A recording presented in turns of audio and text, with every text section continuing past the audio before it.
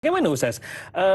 Haji Omar menyatakan ada suara sumbang yang menyatakan kita ni terlalu ikut SOP, bukan setakat berniaga tak boleh, nak ke masjid surau pun tak boleh.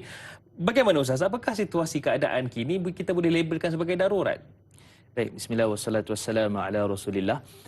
Prinsip berkaitan dengan darurat ni sebab tu Al-Imam Ghazali rahimahullah dalam kitab beliau Al-Mustasfa bila bincang tentang isu maqasidus syariah, maka sudah tentu 5 perkara tu beliau akan bawa. Antaranya adalah prinsip menjaga nyawa dan juga menjaga agama. Jadi prinsip menjaga agama dan juga menjaga nyawa ni adalah salah satu daripada prinsip yang perlu dipertahankan daripada sudut syariah, daripada sudut apa yang Allah telah turunkan daripada Quran dan sunnah Nabi SAW.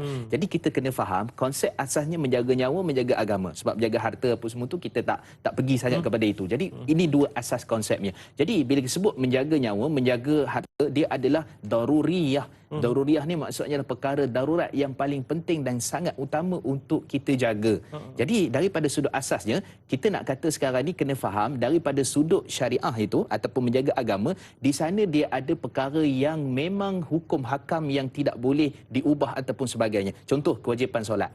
So, memang wajib solat. Tapi dekat mana? Dekat mana tu dipanggil sebagai syiar. Sebab tu Allah Subhanahu Wa Taala sebut innama ya'muru masajidallahi man amana billahi wal yaumil akhir. Sesungguhnya mereka yang memakmurkan rumah Allah Subhanahu Wa Taala maka bukti keimanan mereka dan juga pada hari kiamat. Jadi memakmurkan rumah Allah ni adalah syiar. Jadi kita kena beza di mana sana adalah hukum yang ketetapan yang khusus, di mana sana adalah syiar agama. Contoh azan. Azan syiar agama. Betul. Azan adalah satu ataupun kita kata sebagai contohnya solat sunat hari raya di lapangan, syiar agama. Betul. Tapi bila mana pada bab-bab tertentu syiar itu tidak dapat kita nak teruskan dalam bukan maksud syiar tak dapat diteruskan, azan tetap berlaku, Bukan kita haramkan. ya betul.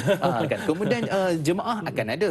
Cuma yang tak terpilih tu, sebab tu saya pun pelik juga yang duk marah ni kadang-kadang dia tu yang waktu dulu PKP pertama, kemudian PKP yang lepas PKP pun dia tak datang juga, Tak datang juga. PKP yang kedua ni dia marah balik. Jadi saya ingat ini adalah satu sentimen ataupun satu sikap kita yang mana sebenarnya kita faham Nak protes. nak protes kan dan sebagainya. Jadi keadaan sekarang ni kita kena tahu perkara pertama yang penting adalah darurat. Kaedah yang dibuat itu dia mesti apa dia? Maslahah ammah, iaitu kepentingan ramai didahulukan kepada kepentingan individu. Ini perkara yang kita sangat perlu faham berkaitan dengan kepentingan ini. Maksudnya kepentingan umum masyarakat, kemudian setempat, keadaan manusia dan sebagainya, dia didahulukan daripada kepentingan individu. Betul, kita nak pergi solat Jumaat ataupun solat jemaah secara individu. Akan tetapi kita faham di sana ada ruang, dan kalau kita tengok tadi 40,050 maksudnya yang terkena COVID. Betul, COVID tu betul ada tu.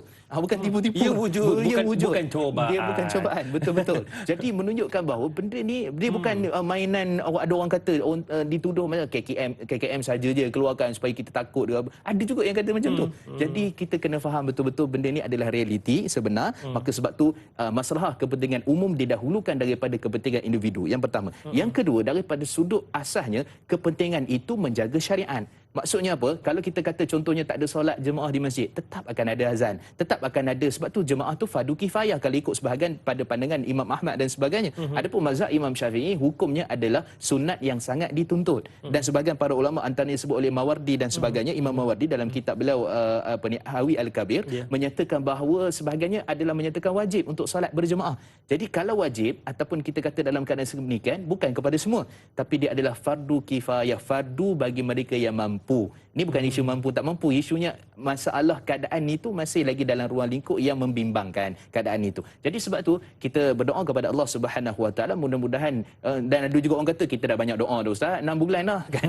Tak habis PKP apa semua ni dah banyak doa dah. Kita kata kita terlalu malam yasta'jil, kata Nabi dalam riwayat Imam Muslim. Doa ni maksudnya adalah selagi mana kamu tak gopoh-gapah. Aku dah doa tapi belum lagi dimakbulkan. Jadi memang tak makbul lah. Kan? Jadi sebab tu kita jangan gopoh-gopoh 6 bulan ke setahun. Kita pun tak tahu sampai bila. Tapi daripada sudut asalnya apa yang telah disediakan, kita ikut hukum yang telah ditetapkan oleh pemerintah, dan dia sebenarnya bukan menolak syariat. Bukan menghilangkan syariat. Akan tetapi sebahagian hukum itu sedikit berbeza, kaedah dan kelonggarannya ataupun diperketatkan, maka semua itu merujuk kepada apa? Kepada panduan yang telah pun dikeluarkan oleh ijtihad para ulama dan juga dalam kitab-kitab dan juga melalui Quran dan sunnah Nabi SAW. Itu kaedahnya.